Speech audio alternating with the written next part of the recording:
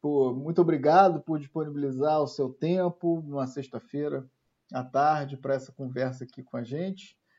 A gente tem um bloco de transição entre esse primeiro bloco e o bloco das entrevistas, que a gente exibe aqui uma charge que a gente seleciona durante a semana, só mostra a charge, faz um comentário rápido. Então vou entrar nisso, mas Piero, já convido você para dar uma saudação inicial para quem está nos assistindo e te agradecendo novamente mais uma vez pela sua presença aqui com a gente. Então, eu que agradeço muitíssimo aí, André. Prazer, André, Lício. Muito obrigado aí pelo convite, pelo contato. Eu e o Lício, a gente está numa parceria aí faz um ano, trocando ideia aí constantemente, né? Acho que eu nunca falei com você, né, Lício? Assim, é só troca de mensagem, né? É verdade, é verdade. Então a gente está se encontrando pela primeira vez aí, né? Face a face, né? Agora nessa nova tecnologia, né? Desse jeito aí que a gente está. Mas, enfim, agradeço muito aí o convite, é um prazer estar aí com vocês.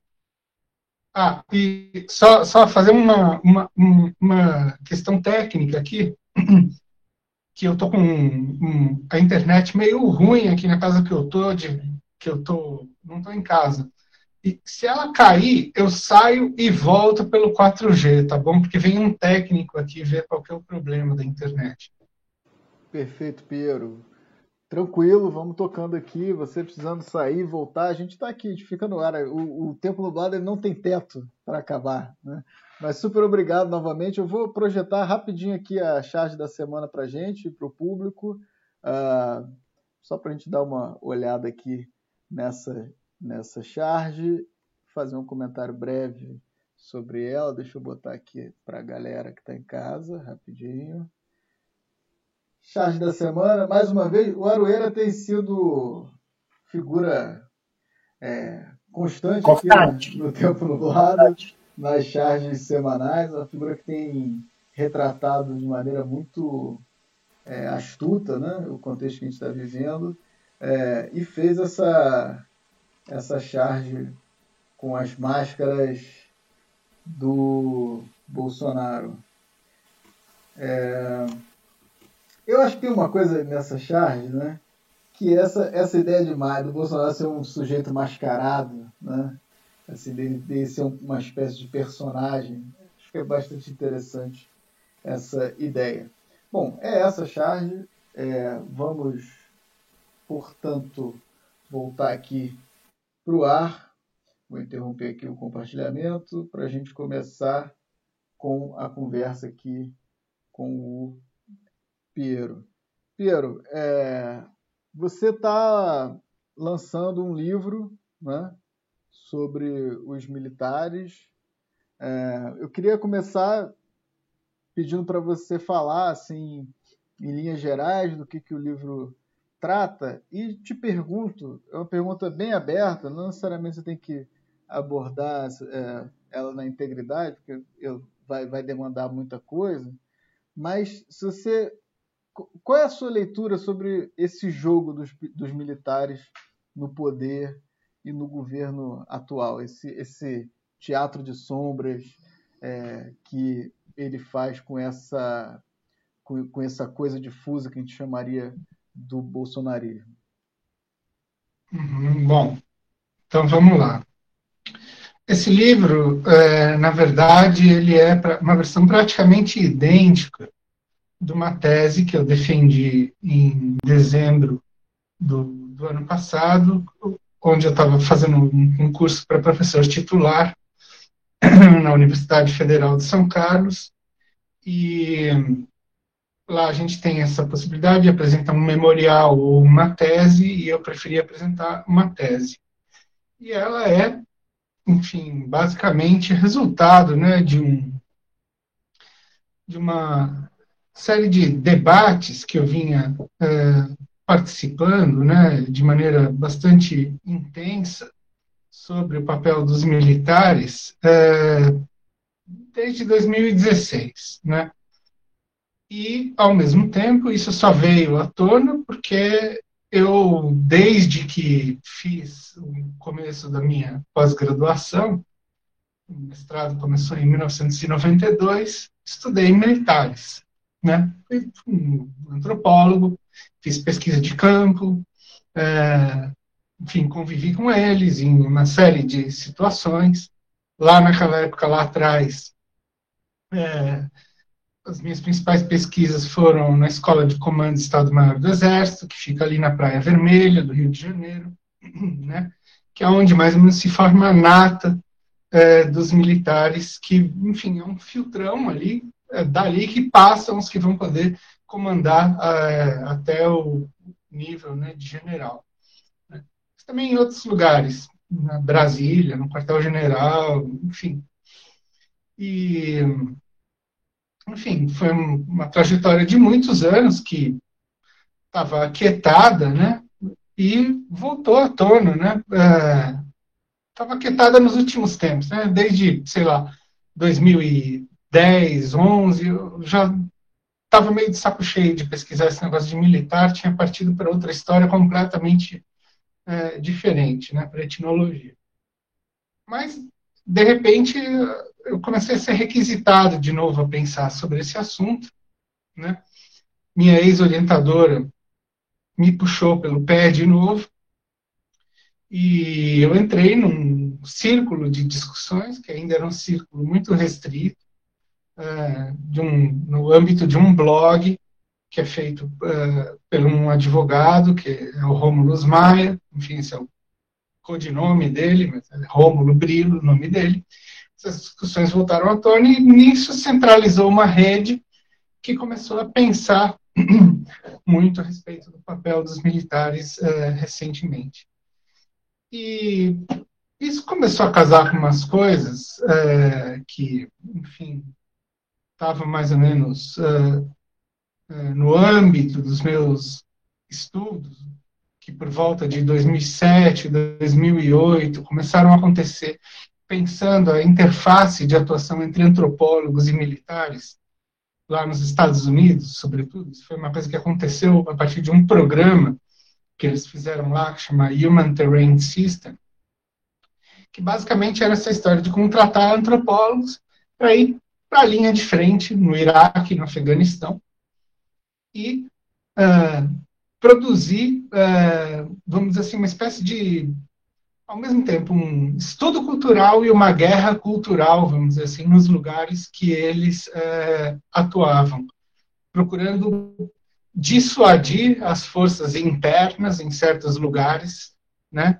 estratégicos, e produzir uma adesão, né, ao lado norte-americano. Né.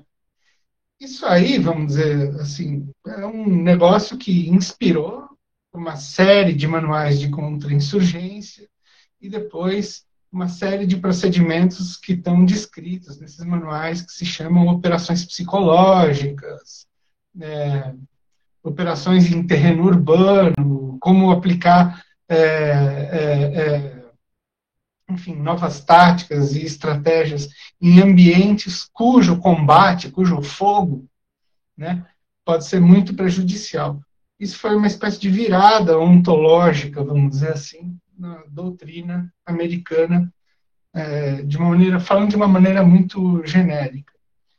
E é isso que eu comecei a ver por volta de 16, 17, essas coisas sendo lidas aqui também, né?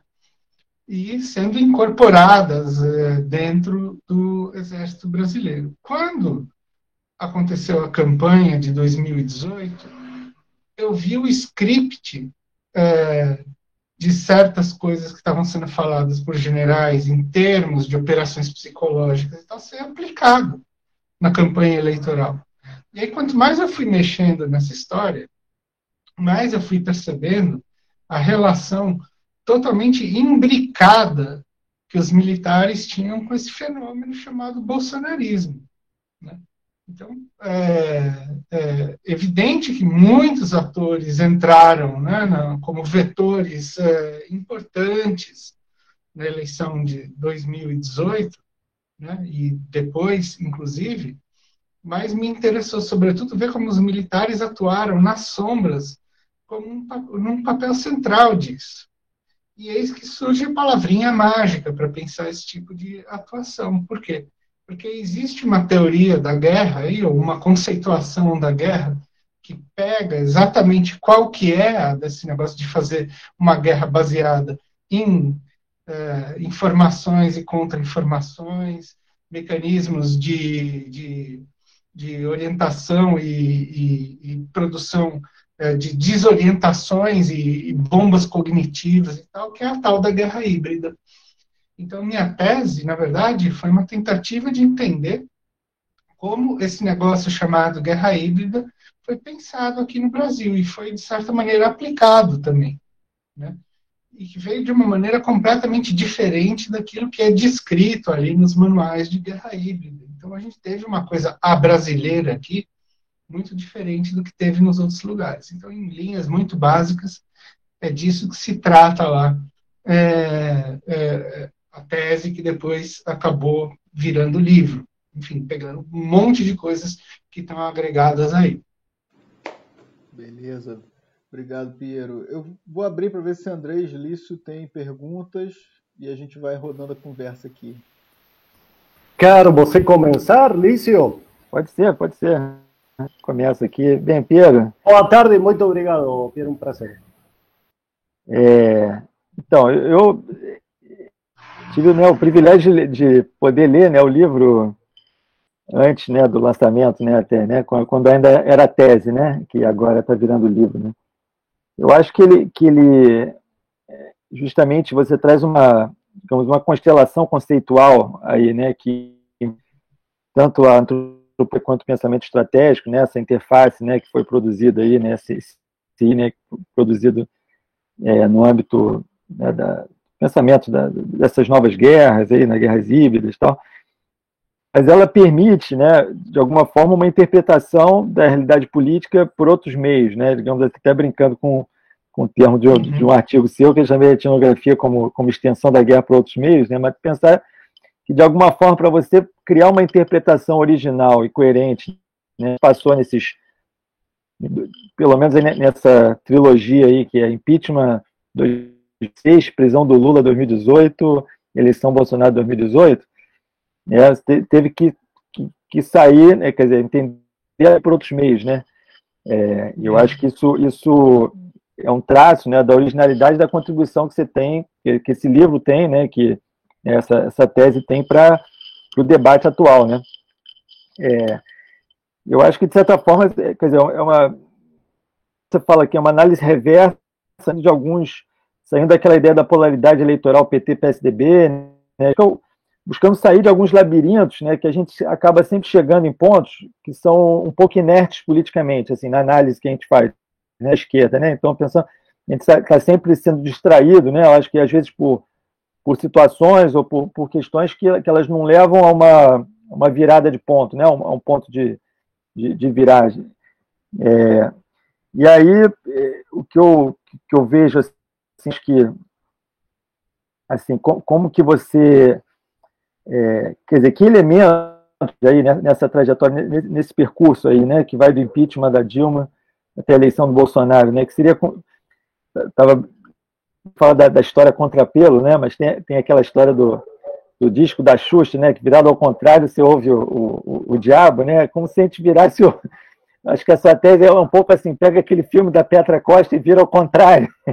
Assim, então, a análise reversa revela uma série de chaves, né, uma série de gatilhos de reflexão, né, que nos permitem desmontar um pouco, digamos, a maneira como essa história, né? Eu acho que isso a gente não consegue ir para frente se a gente não conseguir limpar esse campo aí, quer dizer, um pouco ter um balanço mais assim preciso ou mais assim frutífero assim desse momento, assim, esses 3 momentos, eu acho que são momentos chaves na construção da sua, assim, né?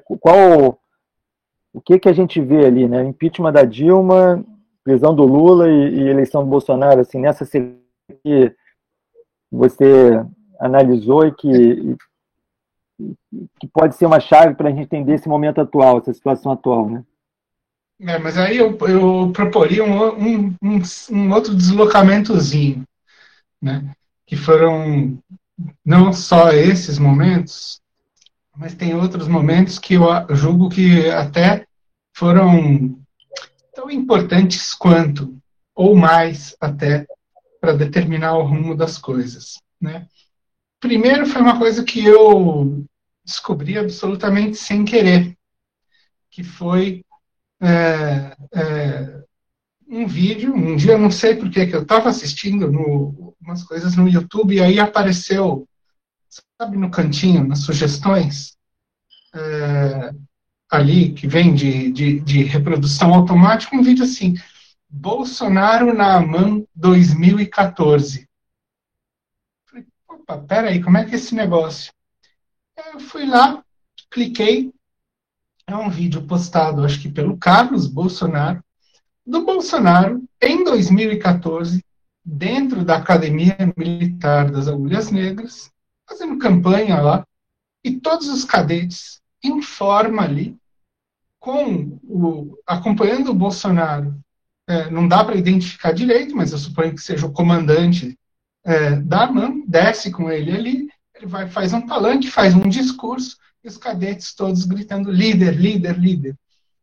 Esse momento, para mim, eu estudei militar e sei desses protocolos lá dentro, ficou absolutamente claro para mim que, a partir de 2014, começou a haver uma campanha política pró-Bolsonaro dentro do Exército. Então, essa foi a primeira coisa que me chamou muita atenção, que é o fato de que eles começaram a produzir a candidatura muito antes daquilo que estava sendo alegado pelos generais que aderiram à campanha de Bolsonaro, que todos eles tinham esse discurso pronto, de que aderiram de última hora, que o Mourão foi escolhido de última hora, que o Heleno falou que decidiu esse negócio em março ou maio, sei lá eu, de 2018. Esse negócio é uma mentira completa. Porque na ativa, isso é muito pior do que se generais da reserva tivessem tentado fazer isso, já estava tendo campanha pró-Bolsonaro dentro das academias militares. Isso começou em novembro de 2014, ou seja, uns 15 dias, 20 depois da eleição de 14, da Dilma, e se repetiu em 15, 16, 17 e 18. Em 18, isso foi há pouquíssimos dias, agora já não sei se é a cerimônia do Espadim que ele foi, acho que foi há pouquíssimos dias do primeiro turno. Ele estava sentado, o Bolsonaro ali no palanque, já uma festa completa, e com a Raquel Dodge ali do lado dele, veja bem, ou seja, celebrando uma costura entre poder judiciário e a candidatura Bolsonaro, ou seja, estava tudo muito bem configurado. Só que essas coisas ninguém presta atenção. Ninguém sabe, assim, fora do meio militar, o que significa o sujeito ir para dentro da AMAN e fazer campanha política lá. Isso significa o quê? Que toda a cadeia de comando está conivente com esse negócio. E o mais espantoso, eu acho muito provável que tivesse, nesse momento, dentro da academia, no momento das cerimônias, o próprio ministro da Defesa. Quem era o ministro da Defesa em 2014, depois em 2015, quando isso aconteceu? Eram ministros do governo PT. E nada, absolutamente nada ocorreu. Isso era um sinal de alerta, do meu ponto de vista, gravíssimo. Vamos lá. Então, a gente tem esse primeiro elemento. Aí a gente tem todo o processo de impeachment, né, que tem que ser analisado aí por vários ângulos, né? Mas os ângulos que eu analiso ali na tese não foram exatamente o processo de impeachment, o que foi produzido lá, isso, enfim, todo mundo mais ou menos conhece. O que me interessou foi ver como é que os militares estavam produzindo um cenário onde eles não apareciam absolutamente em nenhuma situação, fazendo um discurso para a imprensa de que eles eram legalistas, respeitavam a ordem dos outros poderes, etc. E tal, e para dentro eles estavam fazendo um jogo de injeção política na veia, estavam subvertendo todas as instituições. Entre outras coisas, fazendo o quê?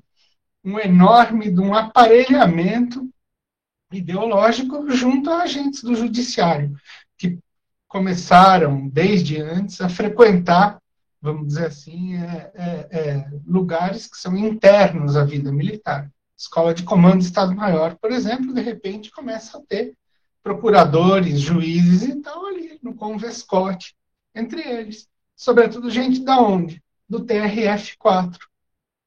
E aí sai, assim, coisinhas assim, Twitter do General Vilas Boas. A nossa sinergia entre o TRF-4, Thompson Flores, né, presidente do TRF-4, e o Exército, é uma coisa a ser louvada. Ninguém nota esse Twitter. Todo mundo fala só do tweet lá que ele fez quando foi o negócio que ele ameaçou a votação do habeas corpus do Lula. Mas esse tweet, outro, que ele fala em sinergia entre uma instância do judiciário e exército, para mim é um negócio absolutamente revelador. Aí um outro momento, que eu acho que deve ser agregado a esses todos que você comentou, Alice, e que a gente já discutiu bastante, é o momento em que o Etchegóin deixa o grampo do Joesley Batista entrar dentro do Palácio do Jaburu e simplesmente implodir o governo Temer a partir dali. Foi um momento onde eu não tenho, obviamente, como provar isso documentalmente, mas eu acho muito estranho que o ministro-chefe do GSI permita um furo desse e se mantenha no cargo no dia seguinte. É o que acontece. E o Temer sai reduzido a pó, e justamente quem aparece como homem forte do governo, em contraponto nessa hora, e que parece ser o sustentáculo do governo Temer, é justamente o Etchegóin. Isso me parece uma coisa completamente sem pé nem cabeça. Mas me ficou mais claro aí, a essas alturas, que o Temer tinha ficado como refém dos militares nessa história, que já estavam, a essas alturas, provavelmente, grampeando meio mundo e executando aquele padrão Eduardo Cunha. Você monta dossiê de todo mundo político e, obviamente, o que o mundo político tem a fazer a partir disso aí? Tem que negociar com esses caras, né? E como grande negociação vem o terceiro momento, que é um momento vital para essa história, que é a intervenção militar no Rio de Janeiro, onde uma série de elementos aí vão entrar na jogada, né? Em primeiro lugar, com a intervenção militar no Rio de Janeiro, em 2018, barra-se qualquer possibilidade do Congresso votar uma PEC de reforma da Previdência, que era o grande, vamos dizer assim, elemento que mobilizava, né, a burguesia e as elites, né? Ou seja, elas passaram a não enxergar mais naquele governo e nem numa continuidade dele a possibilidade de levar uma política de reformas para frente. E isso vai cair, vai fazer o quê? Vai produzir uma adesão desses setores ao bolsonarismo. É a partir daí que eles começam a ver no Bolsonaro a força política para levar um projeto desse tipo à frente. Em segundo lugar, os militares no Rio de Janeiro começam a fazer uma espécie de test drive, né, de operações psicológicas de como um governo militar poderia ser lido pela população em geral. E eles têm uma resposta boa em relação a isso. As pessoas passam a acreditar na ideia de isenção dos militares, como atores técnicos que estão fora do jogo político e que têm que assumir provisoriamente um negócio. Por quê? Porque essas teorias todas que eles agora passaram a acreditar que são reais, que são essas teorias da guerra híbrida, tem essa ideia de que eles vão agir no backstage da coisa, e eles vão fazer os outros trabalharem terceirizados por um governo que, no fim, vão ser eles que vão mandar. Eles vão estar camufladinhos ali nessa ação. Né? Terceiro ponto, né, em relação à intervenção do Rio de Janeiro.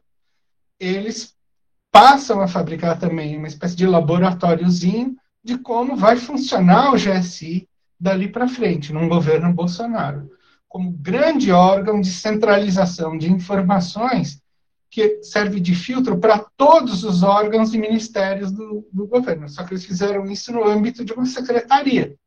Né? Então, o que acontece? Eles passaram a centralizar, eles fizeram uma espécie de mini GSI lá no Rio de Janeiro e começaram a ver como funciona o aparelhamento de uma máquina de segurança para ser o órgão central, uma espécie de mini pentágono tabajara, né? Um órgão que é, ao mesmo tempo, de coleta de informações, mas também de produção de diretrizes do Estado e do governo, por consequência. E, em quarto e último lugar, obviamente, o mapeamento de toda a rede das milícias cariocas e da ligação delas com a família Bolsonaro. O que produz o quê? Um Bolsonaro que é totalmente refém das informações que eles possuem. Ou seja, eles têm o Bolsonaro na mão deles. E o que isso produz como resultado final? Produz a ideia de que o Bolsonaro é o homem-bomba dos caras. Então, eu acho assim, totalmente equivocada a análise que a imprensa geralmente coloca de que o Bolsonaro usa os militares para se sustentar no governo. Eu acho que é o reverso aqui. Os militares é que usam o Bolsonaro para terceirizar coisas que permitem eles estarem no governo sem serem percebidos como o centro de um governo que está realizando um projeto que é o projeto deles. Aí depois a gente pode falar, pô, mas afinal o que esses caras estão pensando em fazer? Aí é uma outra questão, que eu acho que é uma questão que a gente vai ver ela acontecendo aos poucos, nesse período aí de 4 anos, até ver mais ou menos quais são as apostas possíveis a partir de 2022. Beleza. Andrés, perguntas para o Piero? Bom, antes que nada, muito obrigado por estar com a gente, por aprender com você. Eu leio várias coisas suas, então vou aproveitar um pouco a leitura que eu fiz, que Lício me mandou muito, e aproveito para falar que você tem uma fã que se chama Márcia, um beijo para ela, que deve estar escutando você. Você escreveu muito, tem muitas entrevistas sobre o tema e você tem um olhar muito inovador, novedoso. Tem uma questão que você fala de que você tem uma relação de desconfiança mútua entre os militares e você, que achei muito bom. Eu, pegando essa trajetória que você está falando, dos eventos que determinam e que vão construindo este caminho, você fala de, na verdade, que os militares querem ou desejam fazer uma refundação, não? Uma refundação do Estado. Isso que eu interpretei do que você está estabelecendo, planteando, colocando como reação. E que a parte judicial também é parte deste processo refundador. Qual seria essa refundação para você? Quais são os limites? Tem um aspecto que eu acho importante, é que na história brasileira os militares, quando chegam ao poder, não chegam de forma temporária. Chegam com planos de manutenção de um tempo prolongado. O último foi 21 anos, mas em geral tem planos, a diferença se você vê os militares de Uruguai ou Argentina, que tem outros tipos de movimento. Então, tendo em consideração que geralmente eles, quando alcançam o poder, se mantêm desta forma, pode ser de outra forma, mas então, qual seria essa refundação e quais seriam os limites dessa refundação a partir das características militares do exército brasileiro, principalmente? A gente apelidou esse negócio de um reboot do sistema, né? Usando essa metáfora computacional, né? De quem tem computadores com Windows, né? Sabe bem como é que funciona esse negócio, né? Quando o sistema está lento, tal, o que que acontece, né? Vem aquelas atualizações do Windows e aí ele manda o sistema reiniciar, né? Mas meu computador acabou de botar essa mensagenzinha na tela. Bom, seja como for, ele manda reinicializar. Às vezes as reinicializações são imperceptíveis, ele volta como era, só tem uns patches ali que são adicionados, mas às vezes é um negócio absolutamente radical, né? Você passa por uma versão completamente nova. E, na minha opinião, a gente está vivendo um projeto de fazer uma dessas reinicializações mais radicais, onde o que se criaria, no fim? Se criaria um processo onde, ao ser reinicializado, os militares entrariam como administradores do sistema. Ou seja, seriam aqueles que teriam, vamos dizer assim, as condições de dizer quais outros programas, aplicativos, etc. e tal, têm ou não têm a permissão de rodar e como eles devem aparecer no ambiente operacional em que o sistema foi reinicializado, né? Mas como que eles vão fazer isso? A ideia é fazer na marra? Não. A ideia é fazer nesse processo que, enfim, a gente acabou de falar, de terceirização. Fazendo o quê? Né? Primeiro, a montagem de uma máquina onde todo mundo seja refém das informações que eles coletaram num sistema poderosíssimo de coleta de informações, né? Muito baseado nesse negócio de vigilância a partir de telefone mesmo, enfim, o teu celular hoje em dia é esse robozinho que te espiona por eles. Mas não só, né? Com uma série de dispositivos, né, legais e infralegais que vai dizendo quem pode e quem não pode estar no jogo. Né? Mas qual é o ponto? Eles já têm o sistema de vigilância na mão. Isso a gente já sabe, né?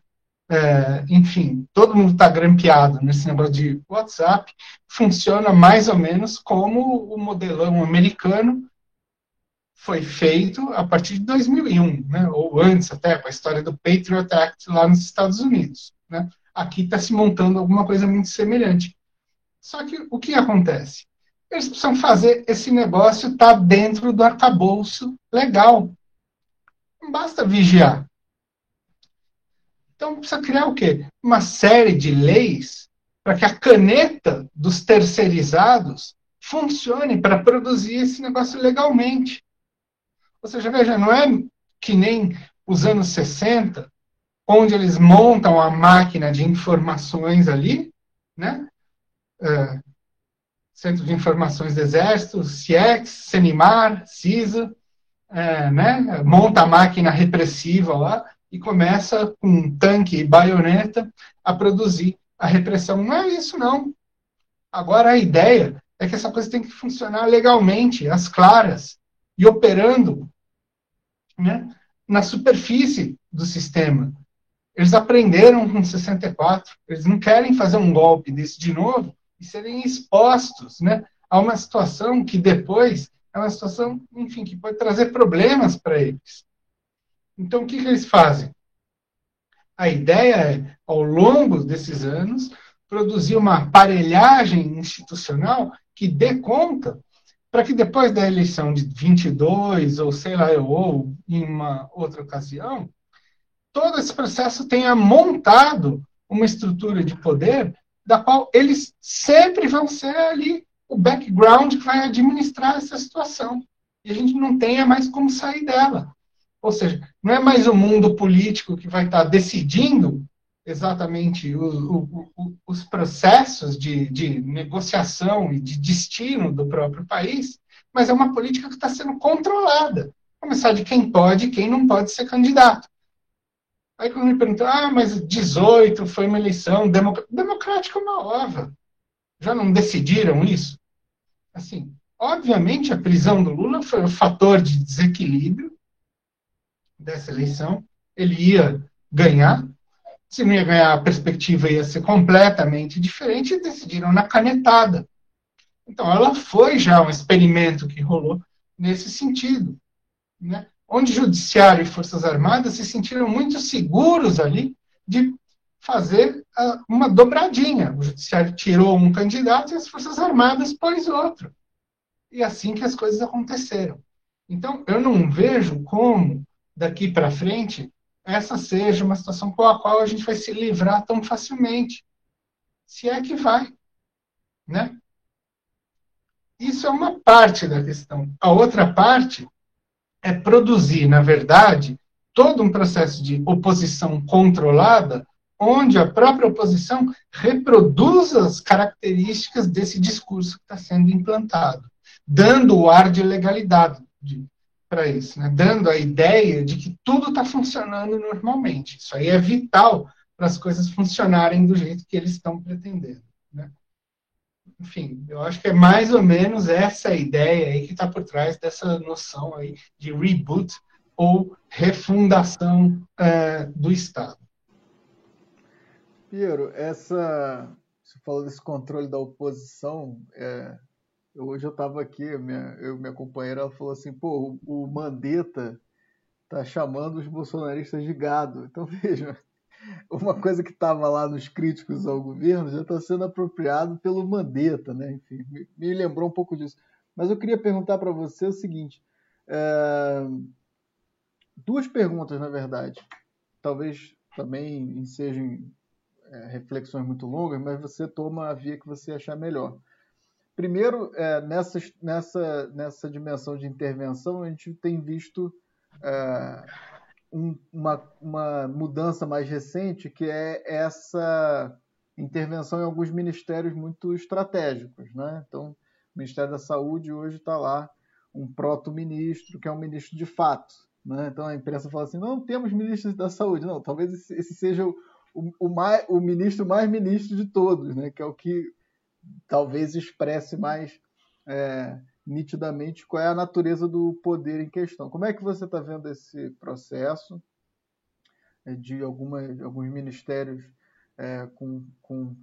muito estratégicos e fora do escopo tradicional de participação em governo? Quer dizer, é claro que os militares estão dentro do governo de maneira sem precedentes, né? O governo mais militar muito mais militar do que o próprio regime militar, no sentido da presença dos militares no governo, mas como é que você vê esse padrão mais recente, como, por exemplo, no Ministério da Saúde?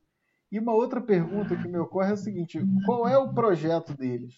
Né? Assim, porque a gente vê o Vilas Boas, a gente discutiu isso um pouco aqui no primeiro bloco, né, e tal. O projeto que eu digo assim em termos de ideologia, né?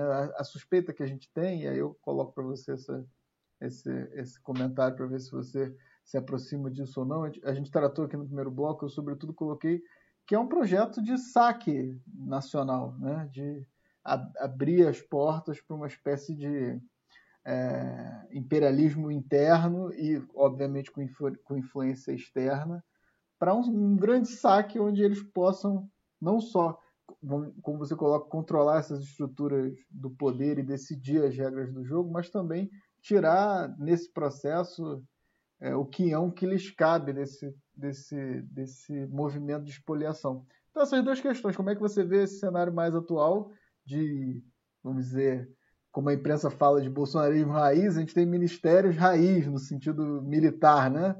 Com o Pazuello, por exemplo, na figura de ministro da Educação, e qual seria o projeto mais amplo, né? Não só da mecânica do poder, mas qual é a ideologia, vamos dizer, qual é o projeto que está sendo levado a cabo por esse conjunto de procedimentos políticos.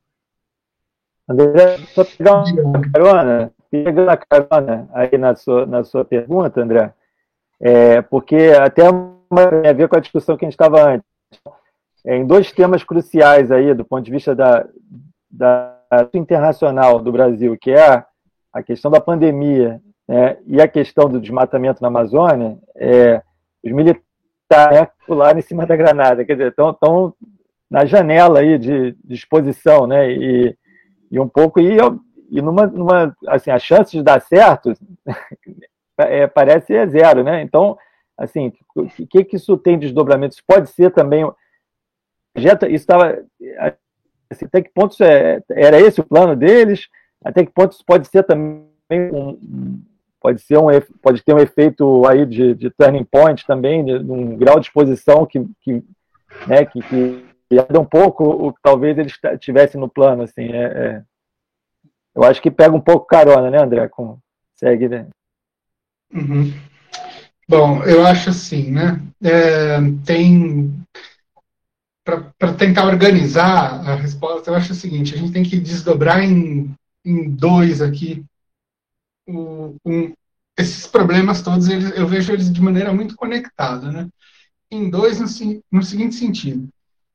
De um lado, eles têm como problema, como que eu posso dizer, produzir um efeito interno para dentro das Forças Armadas, para elas continuarem num processo de adesão contínua a esse, não vou chamar isso exatamente de projeto, eu vou chamar de processo que eles se colocaram. Existe um problema, óbvio, que isso não pode ser lido, né, como um consórcio de 4, 8, 10 ou 20 generais que estão mandando no negócio. Então, eles precisaram ter desde o começo, o efeito de produção de uma, vamos dizer assim, de uma jogada ideológica e cognitiva, e agora bastante real, material, produzindo cargos e adesão ao governo Bolsonaro dentro das próprias Forças Armadas. Então, uma coisa que é uma leitura que eu estou tendo, feedback de alguns poucos militares que ainda conversam comigo e de grupos que eu participo, é de que a adesão ao governo Bolsonaro dentro das Forças Armadas é de praticamente 100%. Então, assim, a gente não pode se iludir em relação a isso. Não tem fraturas como as pessoas querem, com um certo wishful thinking, pensar, não, cadê a ala nacionalista, ela deve estar aí rompida e tal. Não tem. Estão totalmente voltados a essa adesão, né? Quem não está exatamente colado ao Bolsonaro está colado justamente a essas dissidências que são dissidências bolsonaristas. Santos Cruz, Moro, etc. e tal. É uma maneira que os caras encontraram de produzir uma espécie de válvula de escape, né, produzindo uma emulação de oposição aí, que é uma outra coisa que a gente pode pensar aqui como uma espécie de jogada de pinça deles, né? Eles produzem a perninha de lá como uma falsa oposição que está acontecendo em outro campo e ficam simulando brigas aí com esse pessoal, né? Mas é a garantia de que se alguém for escapar desse projeto, que caia no colo de alguma coisa que pertença a eles próprios. Mas vamos lá. Então, tem um ponto que é esse, que é essa produção constante de, vamos dizer assim, de um mecanismo de vinculação, né, e de feedback para o público interno deles, e para isso eles estão precisando enfiar esse monte de militar em cargo ali, aproveite enquanto dura esse negócio, né? Então, assim, se a gente for olhar pelo que foi mapeado, e eu sinceramente acho que esses números ainda estão subestimando um pouco, tá, o número de 3 mil militares, eu acho que deve ser muito mais. Na verdade, a grande proporção disso são militares que estão dentro do Palácio do Planalto e no GSI. Nos ministérios, propriamente dito, tem menos. Não é tão grande, mas salta aos olhos, né, de que os ministros ocupam os principais cargos.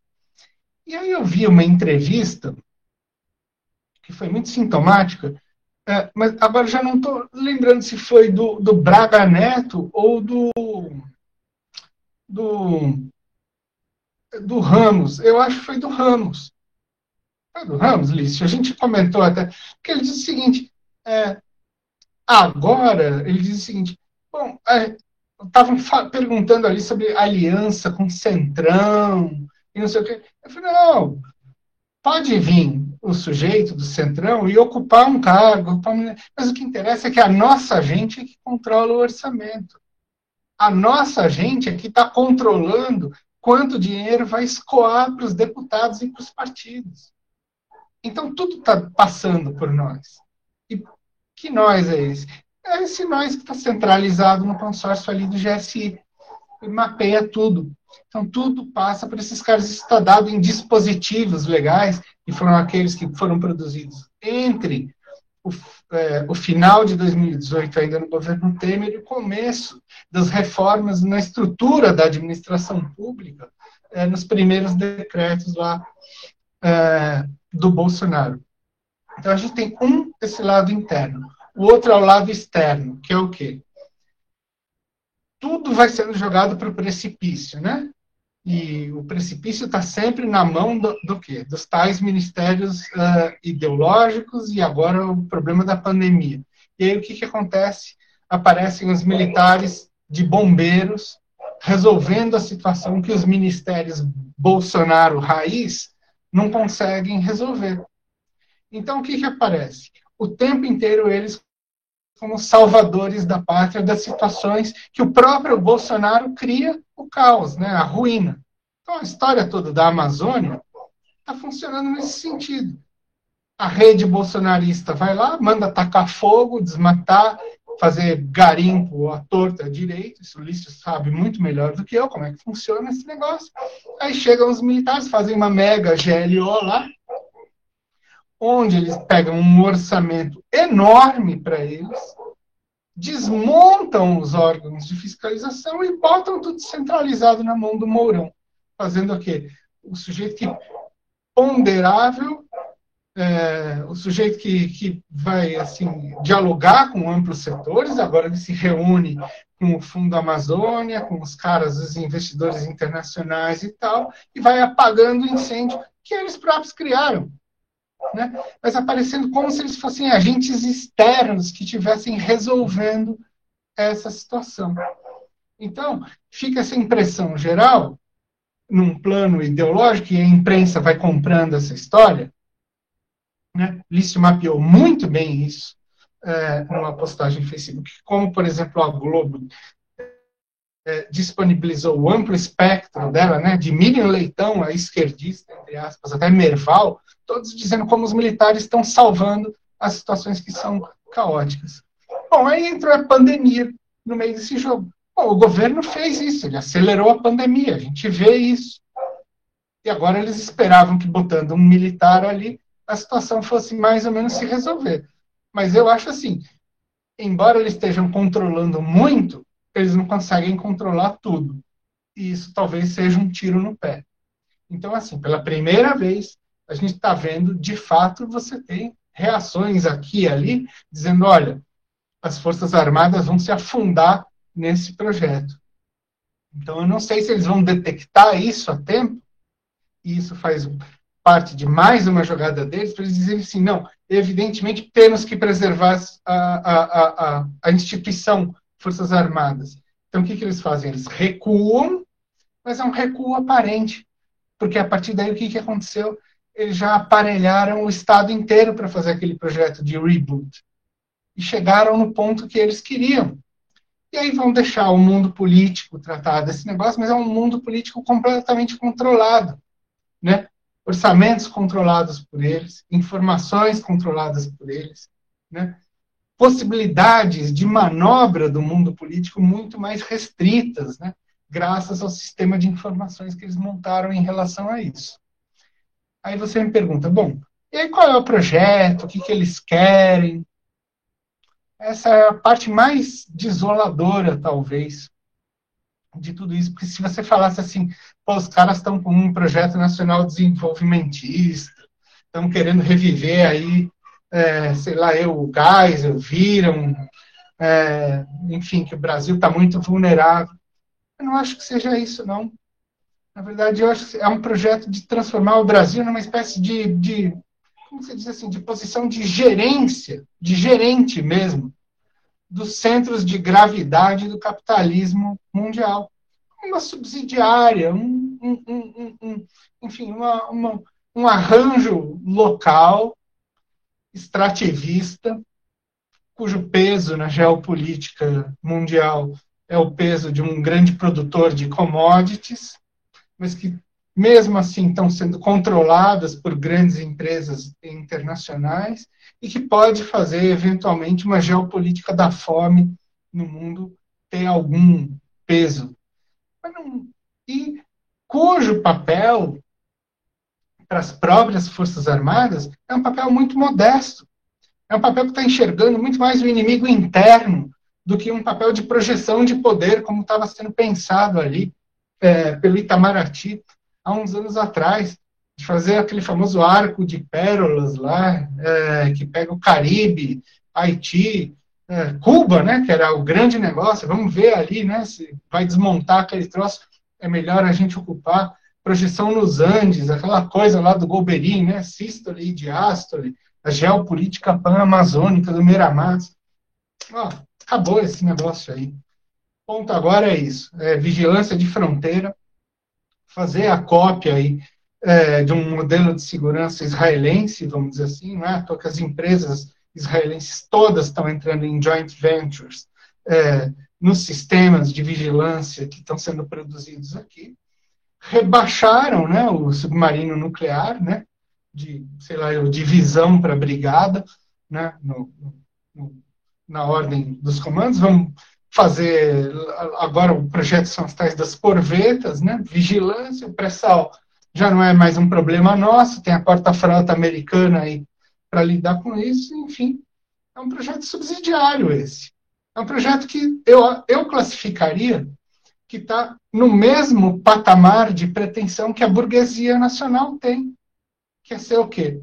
Uma burguesia que vive basicamente do rentismo, ela própria tem suas contas em paraísos fiscais, investe aqui no sistema financeiro.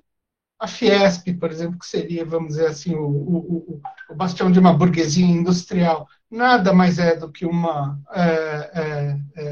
federação de importadores ou de investidores em papéis, né? E todo mundo fica contente com isso. Ou seja, o que me parece é que as Forças Armadas têm uma pretensão de ser uma espécie de classe média, mas nunca, vamos dizer assim, como você pode dizer assim, os donos do próprio papel no mundo, né? Enfim, eles desarticularam qualquer pretensão em relação a isso. Eu acho que, enfim, é um pouco, talvez, um papel muito pequeno, onde localmente eles têm o seu prestígio, mas internacionalmente é um papel subsidiário, bobo, mesquinho. E você vê isso na babação de ovo que eles têm quando vão fazer um cursinho lá em West Point, ganham uma medalhinha aqui, ou botam um general de divisão para fazer parte do Comando Sul dos Estados Unidos, que é um comando hoje completamente secundário, né? Eles deslocaram todos os recursos do Comando Sul para a Frota do Pacífico, para o Comando do Pacífico, lá nos Estados Unidos. Ou seja, é um papel de pacificação da região. É um papel muito semelhante, eu acho, que teve a Colômbia.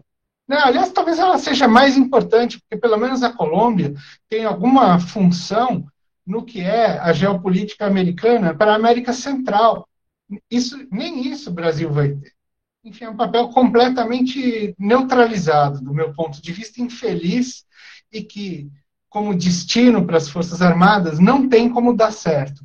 Talvez dê certo para essa geração de militares que vai ganhar internamente com isso, mas eu acho que para daqui 20 anos, como instituição, como coletivo, é uma leitura muito errada que eles estão fazendo. Com certeza, Piero. Tenho acordo com essa visão, uma visão pequena mesmo. A gente tratou aqui um pouco no primeiro bloco como uma certa ideologia bandeirante, garimpeira, né? Assim, de tirar o que for possível, porque a coisa vai afundar mesmo. Andrés, pergunta. Muito bom, Pedro.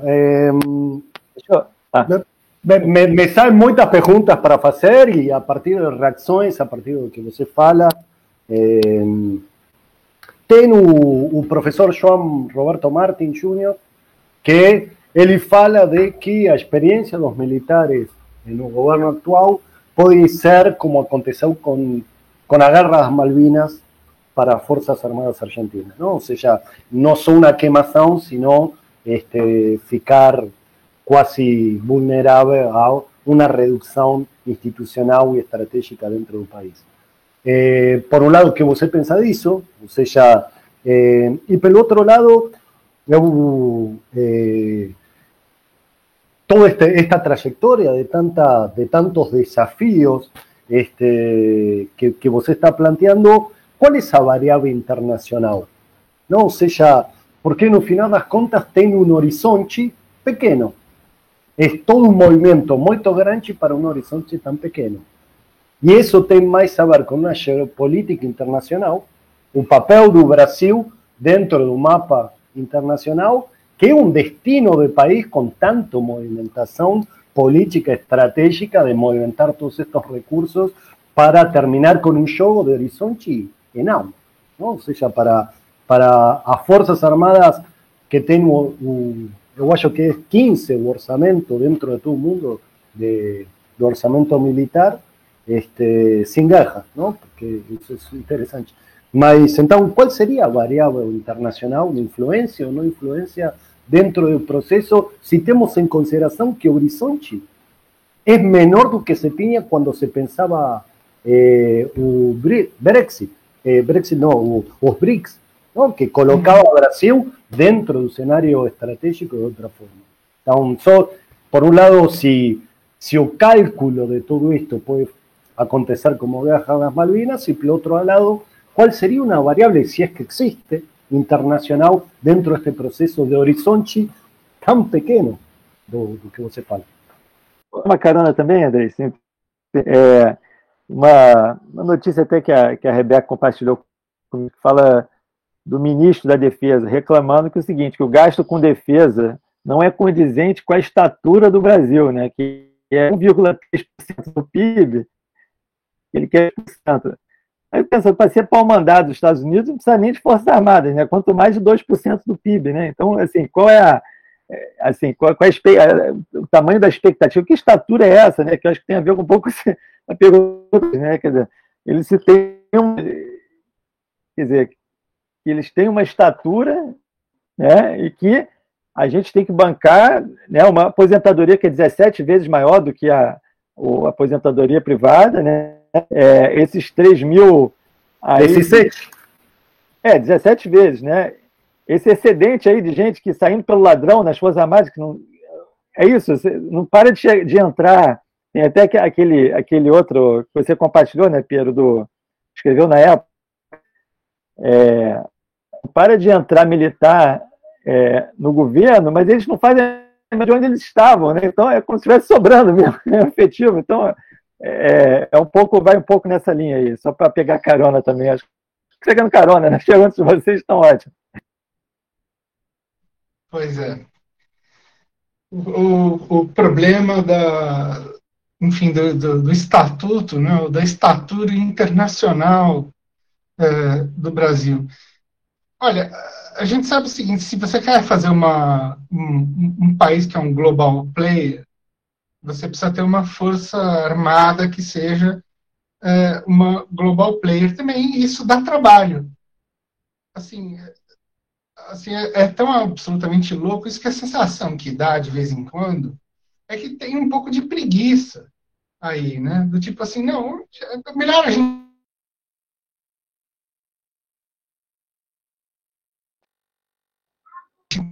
Travou aí.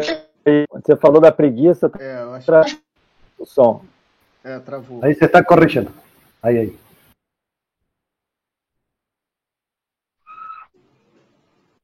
Estão ouvindo agora?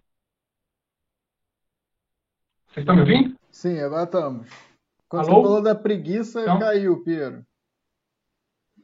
Então, a sensação que dá é que parece que eles têm um pouquinho de preguiça mesmo, entendeu? De ter a missão de produzir uma força armada no nível de complexidade que é exigido para você ser um jogador em nível global, né? Você teria que ter gente ali aprendendo muita coisa, não poderia ter esse processo que eles se embotaram, né, ao longo dos últimos 20 anos, provavelmente, de ficar produzindo um anticomunismo demodé, que parece dos anos 60, uma coisa que é de uma pequenez absurda em termos de análise. A gente vê militares se manifestando e a gente fica pasmo, chega a ficar absolutamente chocado com a falta de como que a gente pode dizer, de perspicácia na análise da conjuntura, né, brasileira e mundial. Então eles se assumem, na verdade, como aliados de uma cruzada ocidental contra a emergência de uma superpotência oriental e do braço armado dela, né, dessa dobradinha China e Rússia. Então eu acho assim, para eles esse projeto de BRICS que estava sendo formado é um completo absurdo. Mas isso eu acho que pegaria o médio, né, vamos dizer assim, o grosso ideológico e do preparo, né, da grande massa, né, da oficialidade brasileira. Longe de mim dizer, por exemplo, que o consórcio que operou toda essa jogada, que terminou agora em 2020 com os caras no poder, é coisa de quem tem meia dúzia de neurônios na cabeça. Não é nada disso. Eles têm uma visão. Mas é uma visão que é formada para atuar internamente. Esse é que é o ponto. É a construção desse negócio. Uma das coisas que, por exemplo, me ficou claro nisso é quando eles estavam fazendo o projeto que era o FT, não sei se é o FT-35 ou o FT-20, não, FT-35, lá atrás já, do Vilas Boas estava planejando isso, quando ele assumiu a 7ª subchefia do Estado-Maior do Exército e produziu um negócio chamado Escritório de Projetos do Exército, que é quando eles iam pensar o papel do Exército para os próximos 20, 30 anos, ele dizia o seguinte, bom, a gente precisa pensar numa transformação da força, a transformação da força terrestre. O que vai ser a transformação da força terrestre? Quais modelos que a gente tem? Ele relata isso para um major que fez uma tese sobre isso, de doutorado na ESEM. E aí eu li essa tese e vi o grande protagonista desse processo aí. Ele diz o seguinte, bom, a gente tinha lá o modelo de reorganização da China, o modelo de reorganização do Chile e o modelo de reorganização dos Estados Unidos. O da China estava muito difícil de entender, então a gente já arriscou. O do Chile era já muito parecido com o americano, então vamos fazer o que os americanos estavam sugerindo. Basicamente isso. Então, qual é o papel do Brasil pensado pelos Estados Unidos? O que o Brasil pode ser do ponto de vista americano? Então, o que eu acho que eles estão querendo produzir é uma coincidência entre o que os Estados Unidos está esperando como projeto geopolítico do Brasil e o projeto geopolítico que eles próprios estão pensando. Ou seja, não é só dizer que eles aceitam o papel que os Estados Unidos atribuem a eles. Não é só uma questão de aceitar como se isso estivesse sendo imposto para eles. É uma questão de que eles realmente acreditam que esse é um papel interessante para o Brasil.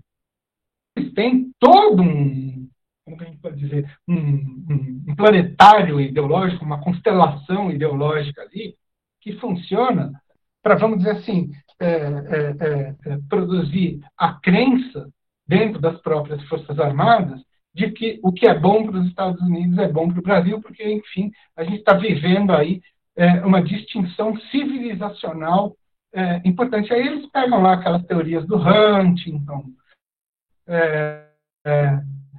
do Alvin Toffler, do não sei quem, e vão pensando justamente nessas opções Ocidente e Oriente e o nosso papel em relação a ela. Talvez seja com a melhor das intenções, até pensando assim que a gente poderia se tornar uma espécie de Canadá ou de Austrália da América do Sul. Mas, assim, bastava para eles ver o que aconteceu com o próprio exército depois da Guerra Fria. O que o Brasil logrou com isso? Rigorosamente nada. A América do Sul tem um papel horroroso do ponto de vista americano. Né? A gente não vê em nada. Enfim, isso enterra uma tradição do Brasil, né, diplomática, eu acho, de sempre se manter num papel mais ou menos equidistante, num papel próprio. Só que pensar um papel próprio, autóctone, é uma coisa que dá muito trabalho. E talvez eles pensem o seguinte, pô, mas se nem as elites brasileiras têm esse projeto, por que raios a gente vai ter? Por que raios a gente vai ter se ninguém tem esse projeto aqui no Brasil?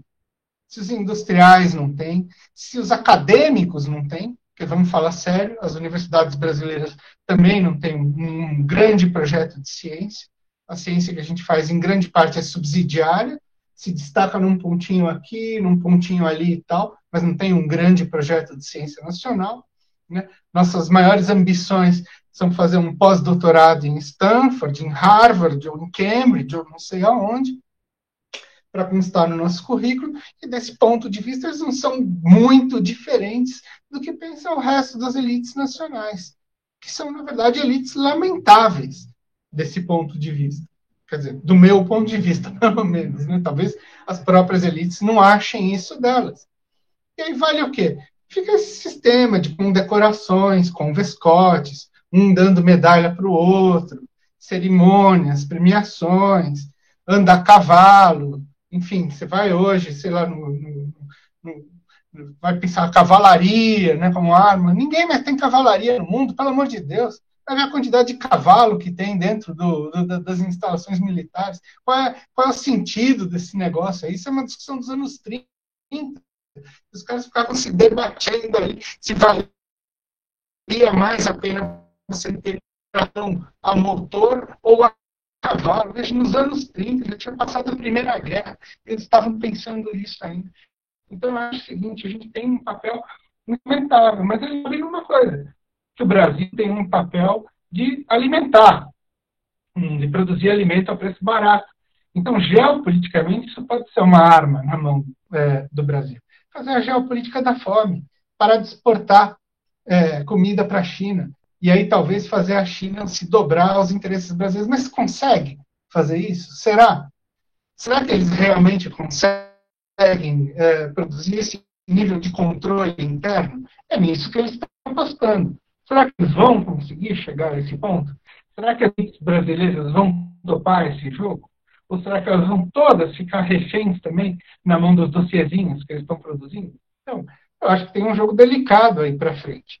Mas, enfim, aquele papel que a gente estava esperando, né, de uma diplomacia altiva e ativa, eu acho que esse papel foi para o ralo. Né?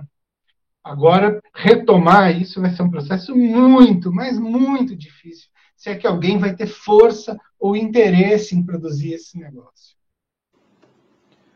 Com certeza, Piero, muito boa seus comentários, sua análise. Vamos para o chat aqui rapidinho, aí tem alguns comentários aqui no chat, aí eu encaminho para você poder também fazer uma rodada de encerramento, incorporando um pouco essas questões que estão colocadas no chat. O Vinícius Tinoco diz assim, uma tristeza, está deprimido o Vinícius, diz assim, uma tristeza ouvir isso tudo, mas é a pura verdade. Quem acompanha o Tempo Nublado sabe que já ficou consagrado aqui em outro programa de que a gente costuma construir um excelente panorama do horror, como uma das espectadoras falou uma vez. Mas o Vinícius fala assim, é caríssimo. Ó, vocês estão nessa também, porque eu sou classificado como um depressor em potencial. Onde eu vou e falo, todo mundo fala assim, pô, você me deprimiu, você não é fé. Total, eu já até parei em determinados grupos de amigos e tal, de interagir muito, porque o pessoal já está sacrificado com a pandemia e ainda vem a gente falando notícias estrondosas, né, da política nacional. Eu vi que o problema é acreditar que uno é pessimista. Na verdade, é essa realidade. A realidade com o pessimismo às vezes se confunde, mas não é real. Exatamente. É o que o Vinícius coloca aqui, a pura realidade. Mas o Vinícius comenta assim, ó, é caríssimo o exército brasileiro. Se forem à guerra, será um verdadeiro exército de Brancaleone. Os caras moram em Brasília, no Rio de Janeiro. O que fazem mais é frequentar os clubes do Lago Sul e da Urcas, que conecta um pouco, Piero, como você estava falando aí da coisa da cavalaria, etc. Sandra Maria diz de uma coisa que realmente rolou, que é o seguinte, os militares da reserva contratados para trabalhar em instituições públicas como o INSS sem concurso público, em outras instituições, o desemprego aumentando cada vez mais. A Carla Hauer, coitada, também está deprimida. Aqui não tem, a gente não é para a gente se deprimir, não. E eu queria aproveitar, Piero, como uma última questão para te colocar aqui, te perguntar o seguinte, se existe internamente, você como é um camarada que estuda de perto as instituições militares, se a adesão a esse projeto ela é em bloco, a gente sabe que as instituições militares são instituições hierárquicas, né, profundamente hierárquicas, e a linha de comando interfere muito no que acontece para as bases. Mas existem dissensos, quer dizer, esse discurso, essa geração é uma geração muito específica, né, que está na linha de frente do governo Bolsonaro, inclusive Bolsonaro é o colega de turma dessa galera, né, e tal, desses militares.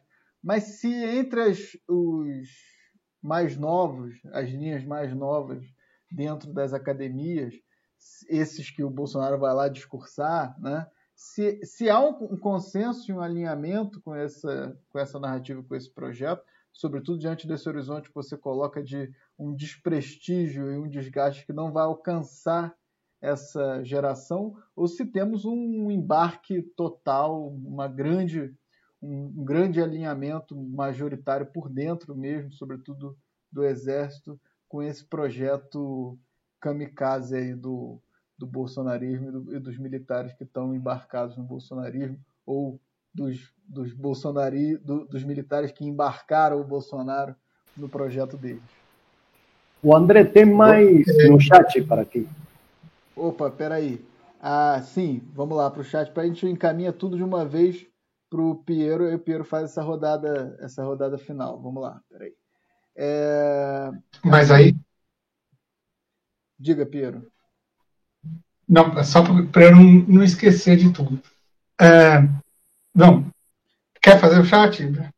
É rápido, acho que são mais 3 questões aqui, mas assim, comentários gerais, viu, Piero? Você não precisa se preocupar em entrar uma por uma.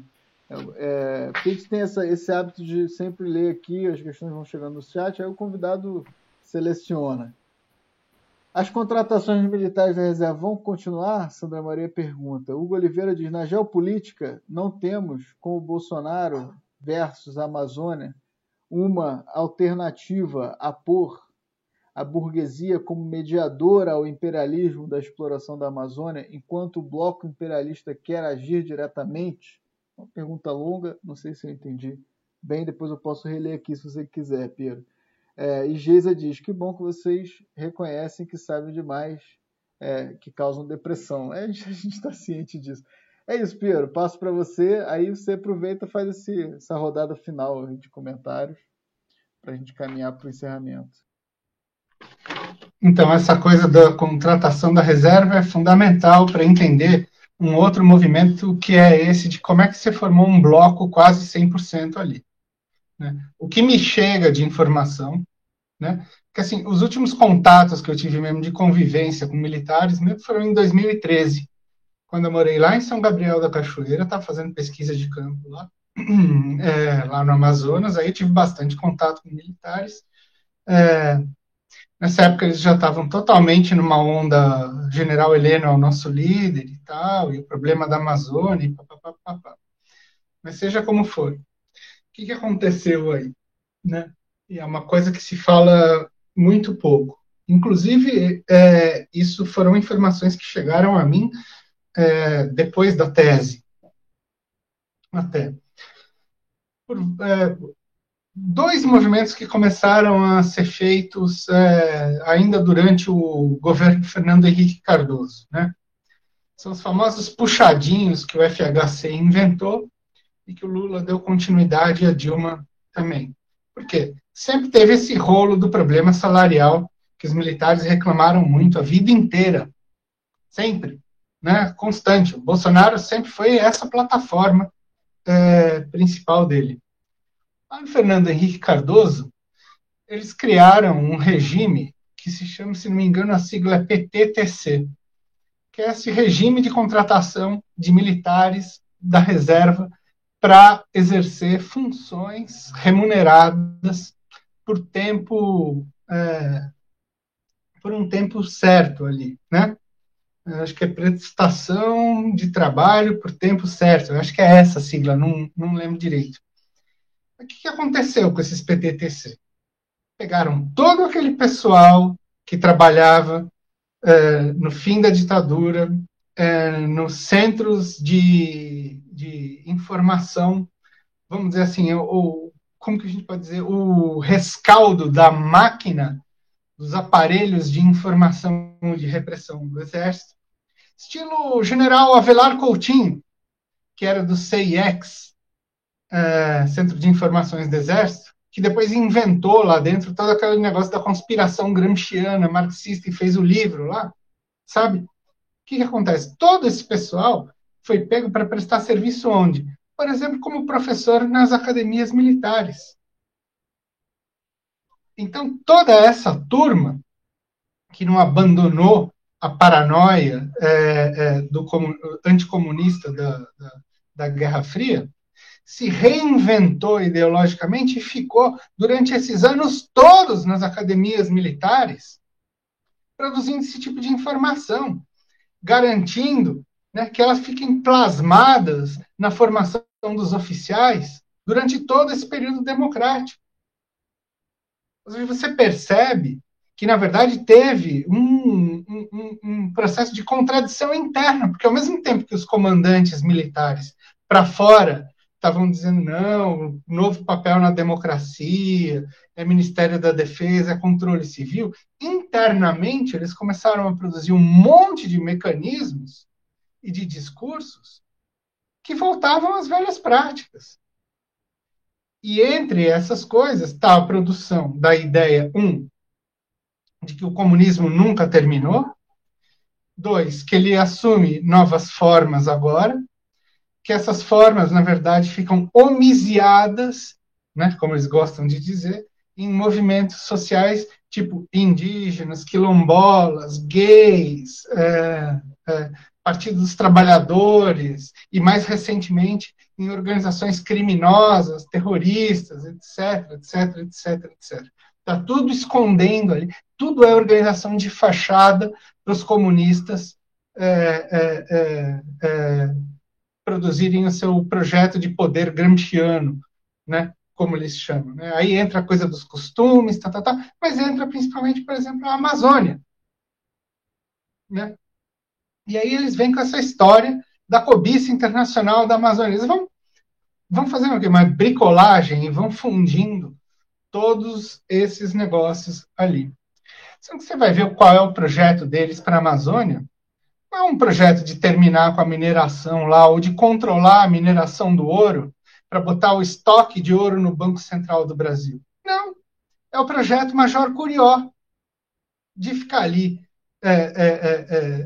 produzindo controle de garimpo para exportar ouro, para fazer isso, para depositar ouro nos bancos centrais europeus, no Japão, na Índia, de quem quer que compre o ouro daqui.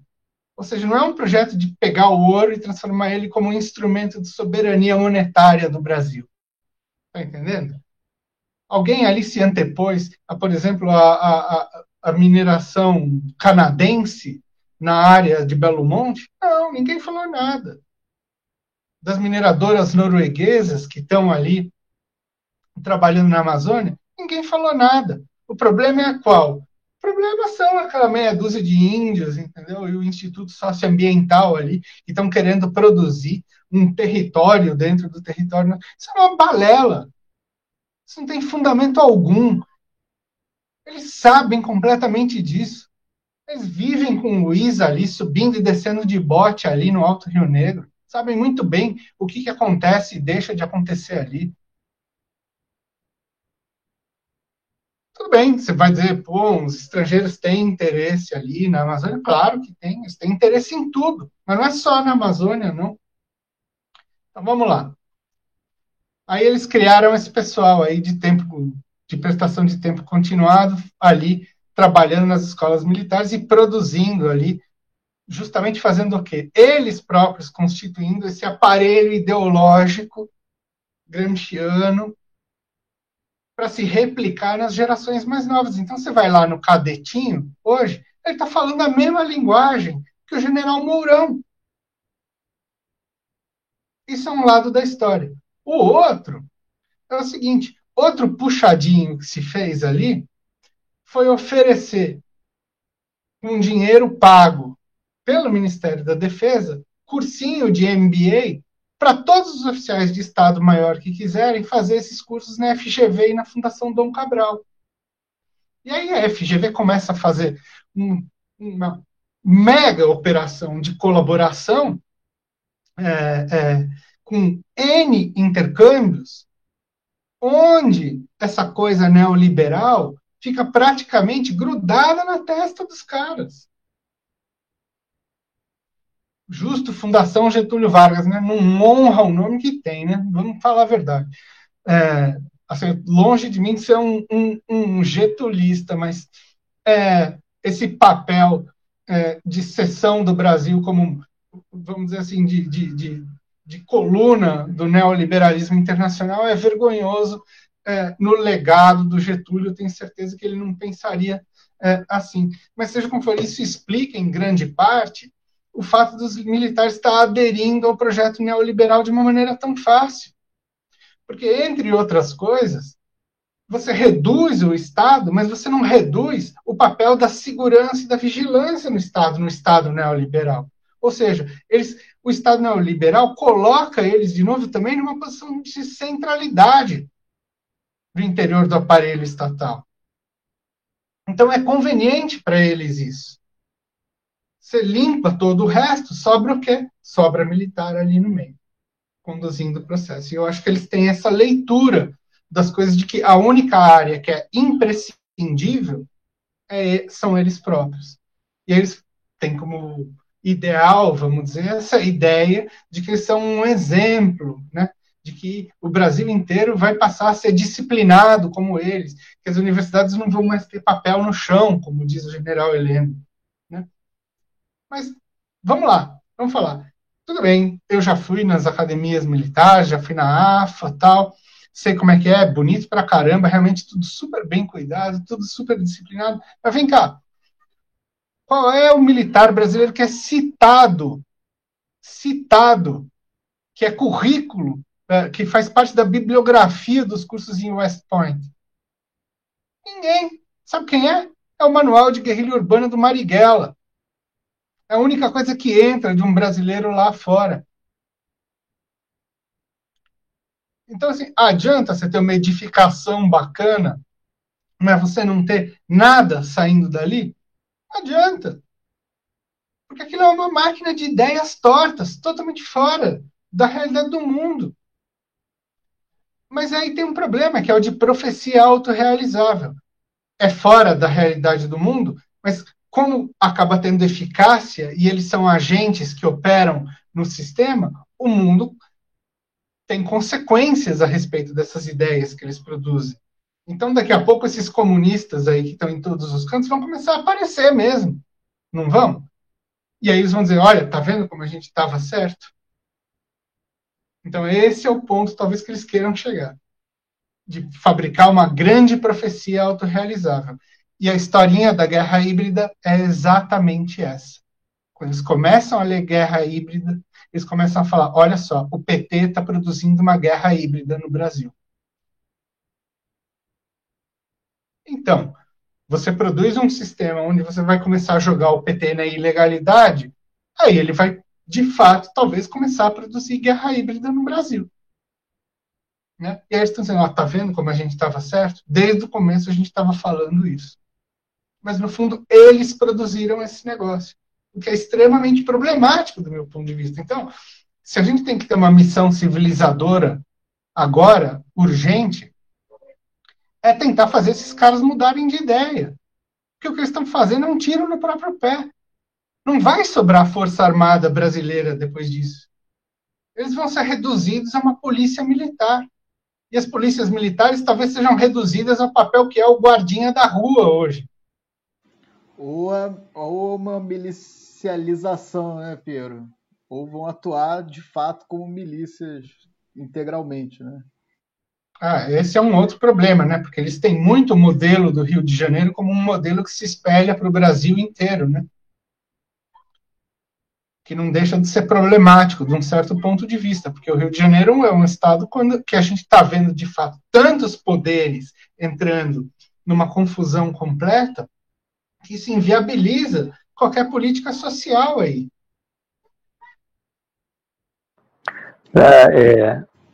Você, Piero, você está com tempo, 1h30, né? Não sei como é que você lançar mais uma pergunta só final, mas eu não sei se você está, né, com tempo. Eu sei que hoje você já foi convocado às pressas lá para o Duplo Expresso. Hoje eu estou doido para ouvir. Teve o caso aí dos advogados do Lula, né? Foram lá, depois vou ouvir mais tarde. Então, você teve uma participação lá. Mas eu acho que isso que você terminou falando, né, que de certa forma essa guerra híbrida, a brasileira, né, ele é uma quase, não sei se seria mundo, né, mas é um case aí, né, tipo, porque eles mobilizaram momentos de guerra psicológica, de implosão institucional, né, disso que você coloca lá na tese, que esses setores agindo de forma disruptiva, produzindo movimentos de choque, né, dentro do próprio Estado, né, os diferentes setores, né. Outra metáfora que você colocou também, no jogo de ping-pong, né, que é abolindo qualquer traço de hierarquia, né, dentro do Estado. Então, ou seja, isso é produzido dentro quer dizer, para o próprio país, né, diferente do americano tentando fazer isso na Ucrânia, ou tentando fazer isso em Hong Kong e tal. Eles dominam, de certa forma, os códigos, né, as relações, né, os interlocutores, todos, quer dizer, até a questão cultural, assim, né, e eles jogam tudo isso dentro do próprio sistema, né, para implodir. Então, é uma situação um pouco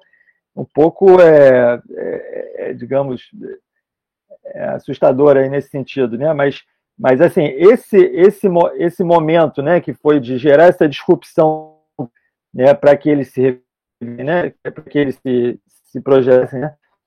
Como que fica também nesse momento que agora eles querem fechar, digamos, botar o gênio na garrafa de novo, quer dizer, digamos, reduzindo esse de disrupção dentro do Estado e tentando concentrar a informação, concentrar o comando, né, eliminando talvez esses outros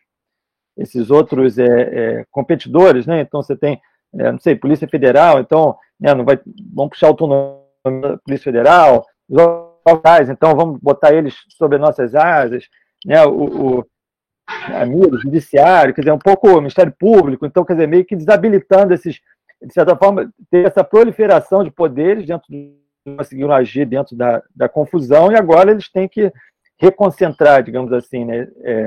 Não sei se teria esse arco, né? Esse movimento, assim, que isso pode ter feito, mas, assim, essa originalidade dessa guerra híbrida brasileira, eu acho que inclusive, eu acho que tanto a reflexão que você produz, ela interpreta originalmente o movimento político no Brasil, né, nesses últimos anos, mas também eu acho que tem o potencial de ser lido externamente, né, seja, de trazer um retrato de um caso único no mundo, né? Então, acho que esse registro que você conseguiu fazer, né, a partir desses estudos anteriores, do que você conseguiu perceber nesse processo aí, 2018, 2017, 2016, e até hoje, né, tem o potencial de trazer muitos elementos da dinâmica do poder no mundo atual, né, no mundo, né, e no Brasil, certamente, né? Não, legal, Lício. O que eu fico assim, bom, primeira coisa, né? Eles fazem a coisa toda da guerra híbrida aqui, fazem todos os movimentos, e entre esses movimentos, o que é típico de uma guerra híbrida, eles dizem que são os outros que estão produzindo guerra híbrida, né? Nesse sentido, os americanos fizeram exatamente o mesmo, né? Só que em território estrangeiro, né? Eles vão até os lugares, né, no entorno eurasiano lá da Rússia, fazem guerra híbrida e dizem que são os russos que estão fazendo a guerra híbrida lá, né? Então, nesse ponto de vista, eles estão fazendo uma espécie de cópia em miniatura do modelo aqui, mas com uma coisa absolutamente original, que é produzir a guerra híbrida a partir do interior do próprio Estado, né? Por quê? Porque, de certa maneira, toda a teoria da guerra híbrida é que ela sai das camadas exteriores, né, da sociedade, da população e tal, para fazer o Estado convulsionar, né? No caso, eles convulsionaram o próprio Estado e agora estão falando que foram os outros que fizeram isso. O que eu fico com a dúvida, Lício, é se eles terminaram esse processo e estão querendo recentralizar de novo. Ou se é um belo de um jogo de cena, esse dizer que eles estão em oposição, querendo domesticar o judiciário. Porque eu acho que o que acontece é mais ou menos uma coisa sintomática, né? Que é começar agora a replicar divisões em níveis mais finos. Então, por exemplo, se a gente pegar contra Lula e o PT, o judiciário parecia ser um bloco. Agora que Lula e PT ficaram meio em stand-by numa posição, o judiciário começa a se fragmentar entre si, né? Então, esse movimento de produzir dualidade é um movimento de um contínuo, né? Um moto contínuo aí que age ao infinito. Ao infinito. Então, o que precisa ver? Se isso vai... Porque pela teoria da guerra híbrida, ela agora passa a ser um estado constante, né? Enfim, o que esses caras elaboraram como guerra híbrida é a ideia de que ela dissolveu, né, a divisão entre tempo de guerra e tempo de paz. Então é como se a gente tivesse condenado para sempre agora viver um negócio chamado guerra híbrida. Tem gente que propõe chamar isso de paz híbrida também. Tanto faz, né?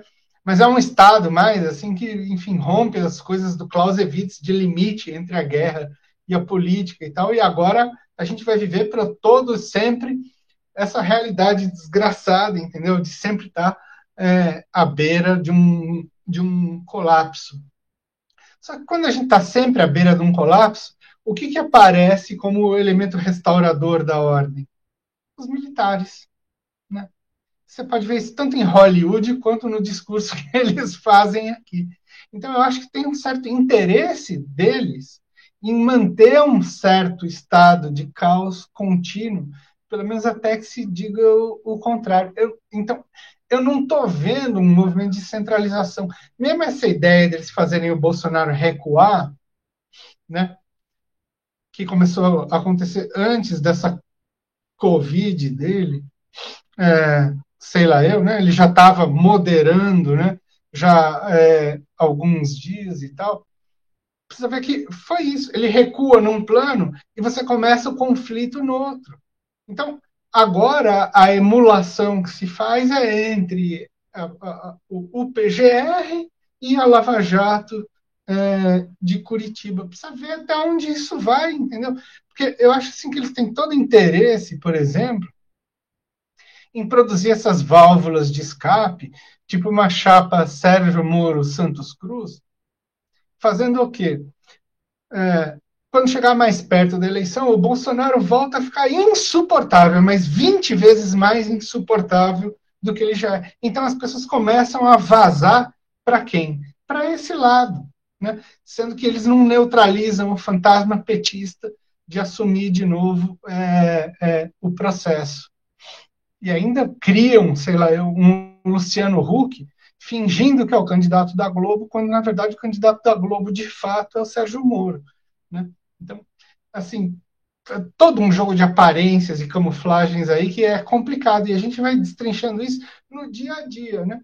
Porque eles também têm que lidar com a conjuntura, né? Com os imponderáveis, com o que vai acontecer. Quem esperava a pandemia? Né? A pandemia pode ser uma pedra no sapato dos caras, que, enfim, mande todo mundo para o buraco, né? Eu não vou torcer para isso, porque, enfim, é o que eu costumo dizer. Eu não tenho como torcer pelo fim das Forças Armadas. Eu não posso fazer isso, porque aí é que a soberania do Brasil vai para o saco mesmo. Porque isso é que é o pior, a gente precisa dos caras. Então, o que a gente tem que fazer? Tem que fazer esses caras voltarem a si, né? Sair dessa guerra psicológica que os caras foram submetidos. De alguma maneira, a gente tem que chegar até eles. Não é possível. Tem que furar esse bloqueio aí e fazer esses caras ouvirem o que a gente tem para dizer. Piero, quero agradecer muito a sua presença por questões muito interessantes. Daria muito mais papo. Acho que cabe outra oportunidade. Você tem muitas questões que a gente poderia aprofundar. Eu tenho muita curiosidade de pensar, por exemplo, essas continuidades e similitudes entre o ambiente militar e o ambiente policial, especificamente, que é uma coisa que eu estudo mais. Mas, enfim, a gente já está super avançado aqui no tempo. Vamos convidar você, se você não estiver precisando sair de imediato, para esse último bloco, que é um bloco rápido, de despedida, um bloco antidepressivo, que a gente faz uma conversa, uma brincadeira aqui sobre dicas culturais, coisas que a gente sugere para os nossos espectadores e para nós também, a cada semana, de livros, filmes, discos, música, enfim, um pouco de arte, né, para adoçar um pouquinho esse vale tenebroso que a gente está atravessando. Então, te convido para esse bloco, se você quiser participar. A gente sempre deixa aberto para os convidados esse bloco. Então, está oficialmente aberto o bloco de dicas culturais. Piero, você pode ir pensando aí nas suas dicas. É um convite, não é uma imposição, né? E já tenho a minha dica aqui na cabeça. Então vai, manda brasa. A minha dica é uma dica que vai para o pessoal da esquerda. Vai ver um seriado americano, que é um seriado que vai ensinar a esquerda o que ela tem que fazer nesse momento para furar essa bolha aí. É o The Americans. Eu não sei se vocês já viram. Esse seriado é um seriado sensacional. Não sei quantas temporadas teve, mas é um seriado que trata de um casal de espiões russos que moram em Washington. E tudo que eles fazem, entendeu? Para infiltrar no mundo americano, no FBI, em todos os lugares. Então, quando eu digo o seguinte, que a esquerda precisa ir além do namastê, entendeu? Da ciranda, e de ficar fazendo manifesto e live em rede e tal. Ela tem que produzir o quê? Ela tem que produzir infiltração ali no resto do movimento. Tem que converter gente para a própria causa, senão não vai. Você quer fazer enfrentamento à guerra híbrida, você tem que agir como um guerreiro híbrido, né? Então, assim, eu sugiro que assistam aí o The Americans, porque lá tem, assim, todo o roteiro das dicas de como